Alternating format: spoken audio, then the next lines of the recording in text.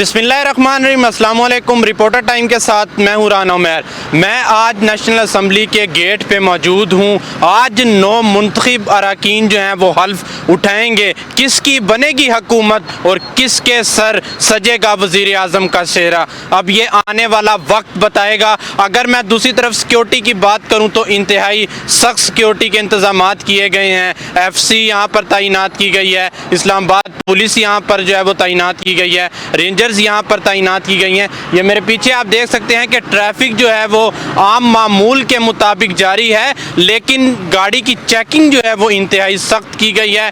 एक एक गाड़ी को प्रॉपर चेक किया जा रहा है। अंदर सिक्योरिटी के हालात जो हैं वो काफ़ी सख्त हैं।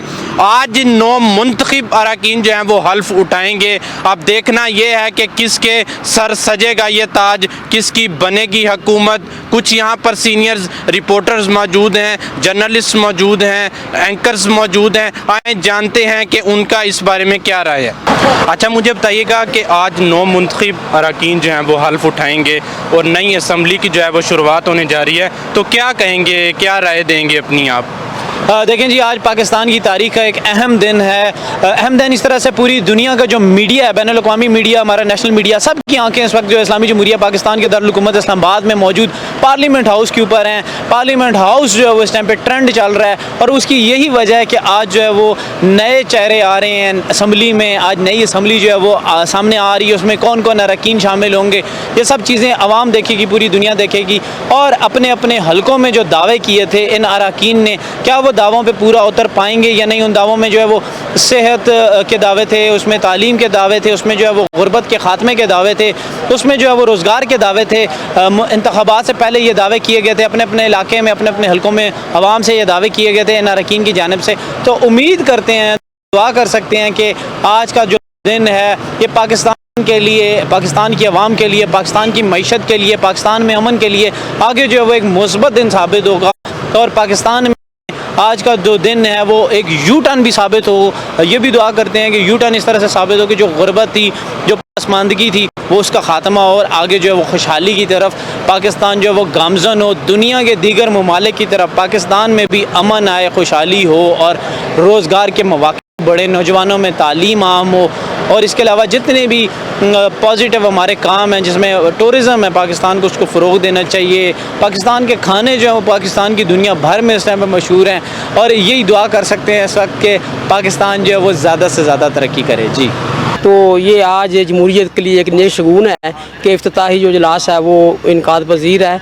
तो बदकिस्मती से जो मैनेजमेंट की सूरत है वो इंतहाई गंभीर नज़र आ रही है कि बाहर जो अरकान असम्बली है वो कई घंटों तक जो है मेन एंट्री पे इंतज़ार कर रहे हैं और उनको अंदर जो जाने के लिए जो उनको सिक्योरिटी इंतजाम के तहत जो है ज़ीलो ख्वार भी किया जा रहा है। तो ये एक अच्छा तरीक़ाकार नहीं है कि इफ्तिताही इजलास है और इसमें जो है सूरत इंतहाई गंभीर है और जो मेहमान वाली गैलरी है उनमें भी लोगों को परेशानी का सामना है। जो लोग दूर दराज से चारों सूबों से आए हुए हैं उनको भी परेशानी है, अंदर जाने नहीं दिया जा रहा है। और प्रेस के हवाले से भी नज़र आ रहा है कि जो प्रेस के सीनियर जर्नलिस्ट हैं और उनके पास जो है सेशन कार्ड नहीं है तो उनको भी रोका जा रहा है। तो इसलिए ये इस हवाले से काफ़ी मसाइल का सामना है और आज के इजलास में जो है ये मैनेजमेंट जो है वो इंतहाई नाकाम नज़र आ रही है। अच्छा सर, बताइएगा कि आज जो है वो 9 मुंतखब अरकान जो हैं वो हल्फ उठाने जा रहे हैं, असम्बली की शुरुआत नई से होने जा रही है, तो क्या कहेंगे इस बारे में? सबसे पहले थैंक यू वेरी मच भाई, आपने मौका दिया।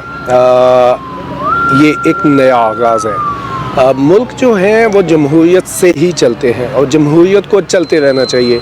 ये एक अच्छा आगाज़ है। कौमी असम्बली 16वीं कौमी असम्बली है और इसका फर्स्ट सेशन है, आज इनाग्रल सेशन है। जिस तरह के कुछ पिछले चंद माह के दौरान हालात रहे, मुल्क इंस्टेबिलिटी, पॉलिटिकल इंस्टेबिलिटी का शिकार था। आज के इजलास से, हलफ बर्दारी से काफ़ी हद तक वो इंस्टेबिलिटी ख़त्म होगी, जो कि मुल्क के लिए बहुत अच्छी है। इस वक्त जो चैलेंज है इस पाकिस्तान को वो इकनॉमिक चैलेंज है।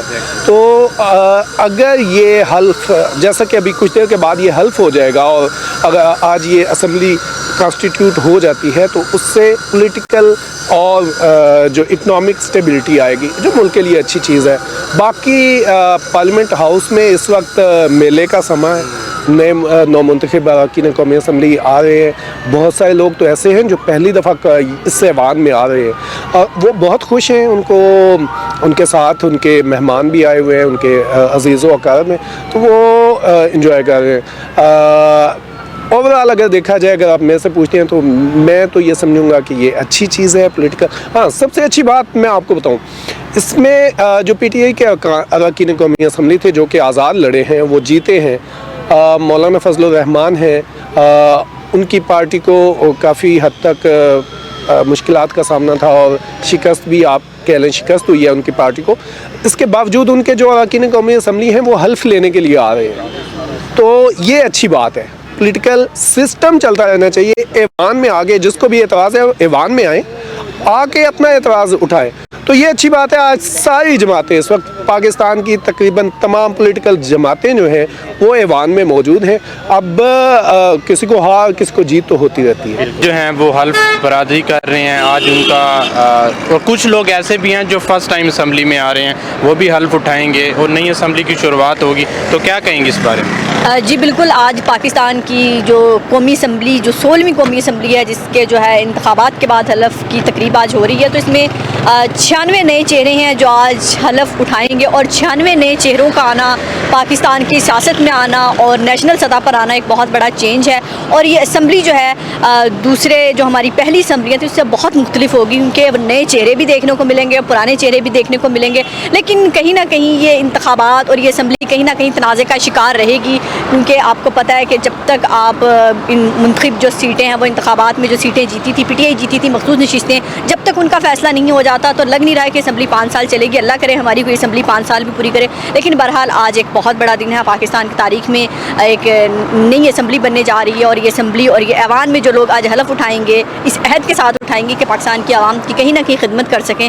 तो और हम भी यही उम्मीद करते हैं कि पाकिस्तान की आवाम के लिए बेहतर हो जो भी हो, क्योंकि पाकिस्तान की आवाम पिछले 75 साल से यही इंतज़ार कर रही है कोई तो ऐसा हो लीडर जो हमारी मुश्किलात आसान कर सके। तो उम्मीद करते हैं कि 2023 की जो ये वो है लीडरशिप है, 2024 की लीडरशिप है, ये इंतखाबात के बाद अपना हलफ उठा रही है, वो कहीं ना कहीं पाकिस्तान की आवाम के मसाइल पर काम करेगी। अच्छा, मुझे बताइएगा कि नौ मुंतखब अरकान जो हैं वो आज हल्फ उठाएंगे, नई असम्बली की शुरुआत होगी, तो आप क्या देख रही हैं कि इससे जमहूरियत और पॉलिटिकल स्टेबिलिटी आएगी पाकिस्तान में? बिल्कुल, मैं जैसे आपने क्वेश्चन किया है कि आज 9 अरकान जो है वो हल्फ बर्दारी उठाएंगे और इवन कि उठा चुके हैं इस वक्त, तो मैं यही कहूँगी कि जमहूरियत का तो ताना बाना बिगड़ चुका है इस वक्त तक, क्योंकि जिस तरह से आइन का जो एक निज़ाम था, जो आइन में चीज़ें दर्ज थी, वो उस तरह से नहीं हो पाई अनफॉर्चुनेटली। जिस तरह से इलेक्शन नहीं उस तरह से कंडक्ट करवा पाए ये लोग। लेकिन फिर भी उम्मीद है कि हम जब उम्मीद पे दुनिया कायम है, हम भी उम्मीद पे कायम है। पाकिस्तान मुझे लगता है उम्मीद पे ही आखिरी जो हद है वो उम्मीद ही है। तो हमें ये है कि आने वाली जो भी हुकूमत है, हमें या आवाम को सिर्फ जो है उनके रिलीफ से मतलब है, हमें रिलीफ दे, सुकून से रहें जिस तरह के सारी दूसरी बाकी कंट्रीज़ रह रहे हैं लोग। तो हमें भी वो सुकून और वो हमें जो कंट्री अपनी स्टेबल चाहिए। सीनियर सहाफ़ियों का यही कहना था कि जो कौमी असम्बली का 16वां इजलास आज हुआ, ये बड़ी खुशाइंद बात है। कुछ सहाफ़ियों का ये कहना था कि जो भी नई हुकूमत बने इसको सेहत और तालीम पर तवज्जो देनी होगी, और कुछ सीनियर सहाफ़ियों का ये कहना था कि इससे जमहूरियत जो है वो बेहतर होगी और इससे मुल्क में एक पॉलिटिकल स्टेबिलिटी आएगी। कैमरामैन अमीर राजपूत के साथ राना उमैर, A1 TV इस्लामाबाद।